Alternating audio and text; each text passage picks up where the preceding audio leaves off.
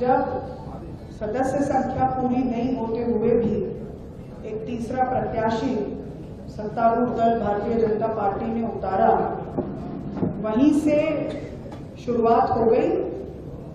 और हमें ये समझ में आने लगा कि ये किस तरह से संविधान को, लोकतंत्र को कुचलने की राजनीति, लोकतंत्र को प्ले करने की राजनीति कर रही है। एसआईआर के बहाने और अलग अलग हथकंडे अपनाकर वोट चोरी तक जो मामला सीमित था, आज वो सीट चोरी एसआईआर के बाद ही शुरू हो गई। और अब ये क्लियरली यहाँ पर राज्यसभा के चुनाव को भी, जैसे इन्होंने मध्य प्रदेश में पिछले समय में कोऑपरेटिव के चुनाव और अन्य चुनावों को किया है, वैसा ही बनाने की कोशिश हो रही है।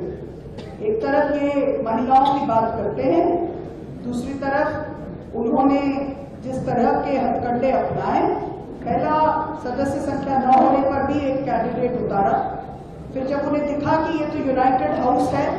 उनको 3 दिन से इस बात के फीलर आ गए कि ये डिवाइडेड हाउस नहीं है, यूनाइटेड हाउस है जो हमसे लड़ रही है, तो उन्होंने एक लीगल नोटिस की आड़ में, जो कि अभी जिसका कॉग्निसेंस भी नहीं हुआ था, जो संज्ञान में भी नहीं आया गया था, उसके आधार पर इलेक्शन पिटीशन को चुनौती दी। हमारे दोनों वकील साथियों ने सारे आर्ग्यूमेंट्स उनके सामने रखे और जैसा उन्होंने कहा,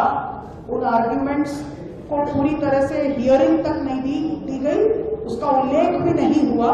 और एक फैसला आया। इसके बाद ये बहुत स्पष्ट है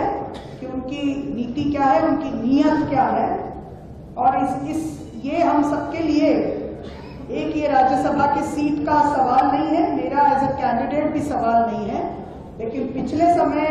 जो आइडिया ऑफ इंडिया के लिए, जो लोकतंत्र के लिए राहुल जी लड़ाई लड़ रहे हैं, हमारे नेता, ये आज गंभीर परिस्थितियां हमारे देश के सामने हैं। सवाल यह है कि लोकतंत्र जीतेगा या नहीं, भारत का जो फेडरल स्ट्रक्चर है वो रहेगा या नहीं, और क्या यहाँ पर इस तरह से वन पार्टी सिस्टम और तानाशाही लाने की जो एक कोशिश है, ये कोशिश ध्वस्त होगी या नहीं।